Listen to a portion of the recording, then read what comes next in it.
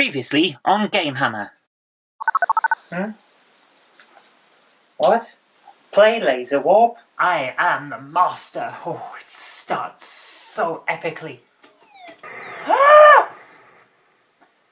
Alright, apparently we're not getting to the end of this. It's just a shame that we can't stretch GORF out with its comparisons further by looking at the CPC and Spectrum versions, since, actually, they didn't get official ports. Why was that?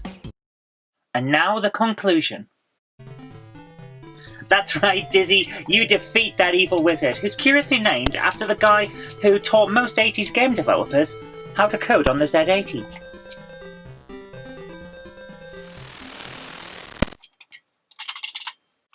What?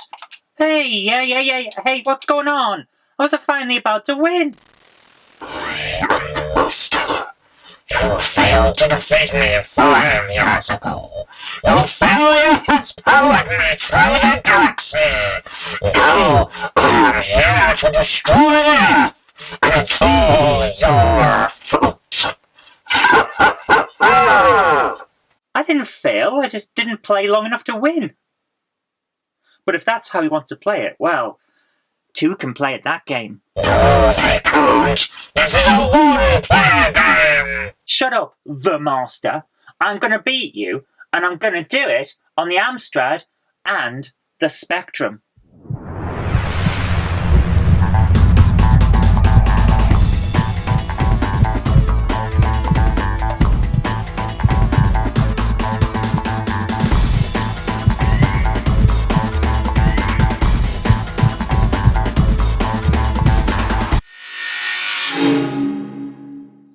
This is a battle that will require skill and wits like never before.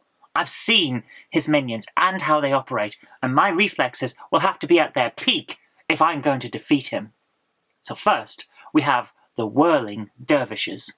They are slow moving when in a group, but speed up when alone. They hunt in small packs and have very simple left to right movement. They will be easy to defeat. The thing is, this level is here to lure you into a false sense of security. It's incredibly simple, but if you let your concentration lapse, you can very quickly find yourself running low on lives, so stay focused and get past it. Then you face the hardest level in the game, and I'm not joking about that. There are fast-moving blockades that will target exactly where you are on the screen. Meanwhile, the enemies you need to hit simply fly left to right and vice versa. The trick here is to target where the enemy is going to be before the next blockade moves onto the screen.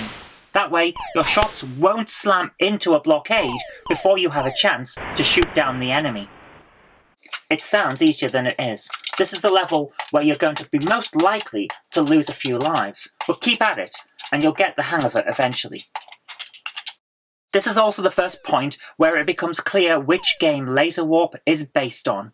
In the early days of home computing, there were many games that were either inspired by arcade classics or outright ripping them off. Laserwarp is no exception, because Laserwarp is the CPC's answer to GORF. Now, I'll admit that it's not easy to see at first, but bear with me and you'll see it, because Laserwarp isn't a direct rip-off of GORF. It's more like it's inspired by it and it's taken it in a different direction, but the influences are still there. For example, let's look at this level from GORF on the Atari 2600. Here, we have trapezoidal craft flying diagonally toward the player's ship. These enemy craft are getting in the way of the player's attack on their target. Now here's Laserwarp, where trapezoidal craft are flying diagonally toward the player's ship and getting in the way of their targeting of the enemy. The gameplay mechanics are very, very similar. Now, I'm not saying it's a complete rip-off, I'm just saying the influence is very clear. And that's not the end of it either. The main influence is laid bare on level 9, which is the final level before the game loops back to the start and increases in difficulty, the same way GORF does, but then again, the same way a lot of arcade games of the time did. So let's take a look. Here we see the main enemy hiding behind a force field. In order to be able to shoot the enemy, you have to penetrate that force field. Meanwhile, other enemies are getting in your way, trying to stop you penetrating the force field. Basically, Laserwarp is combining the force field from GORF with the enemy ships from the force fieldless home ports of GORF. It's the best of both worlds, and it makes for a really, really great level.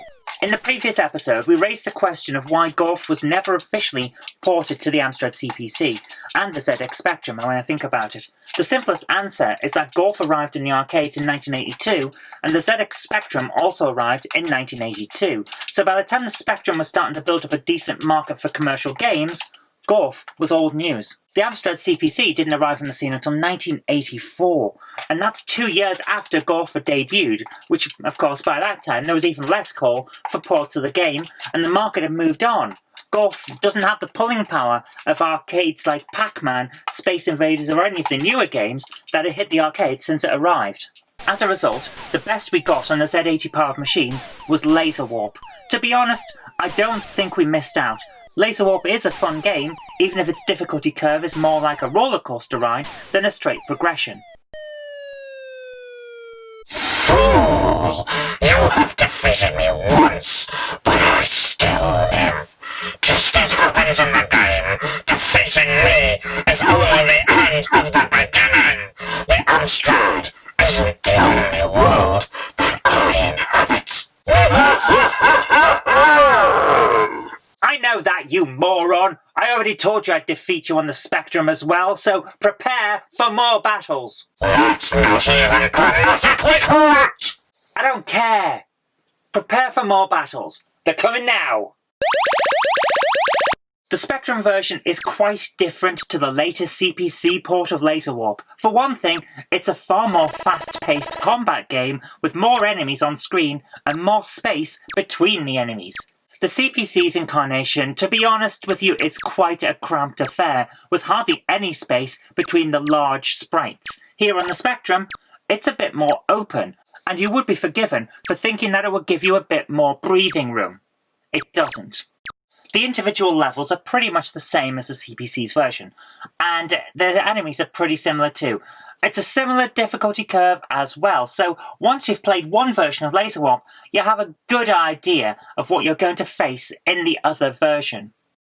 It's still a fun game with varied enemies and a weird difficulty progression that some will enjoy and others will hate. So is it worth playing both versions?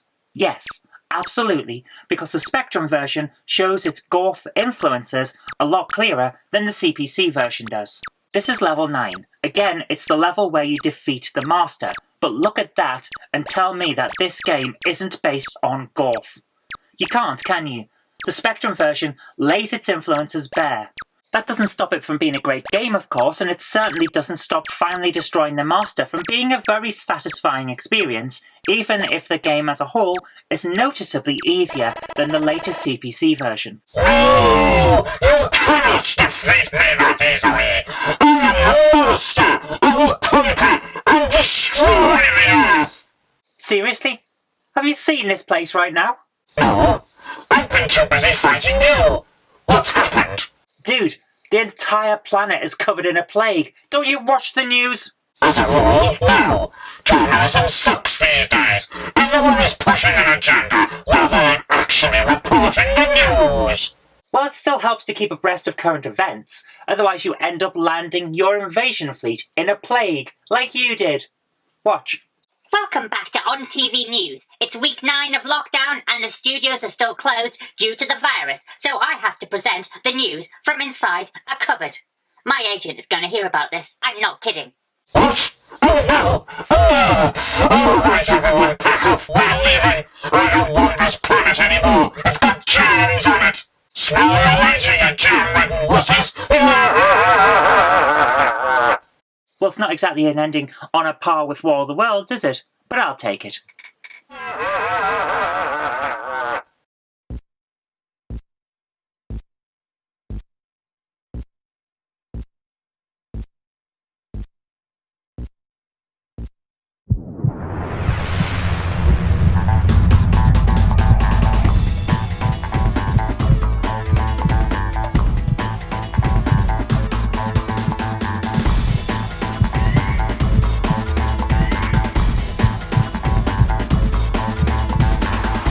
If you liked today's video, please consider supporting me on Patreon.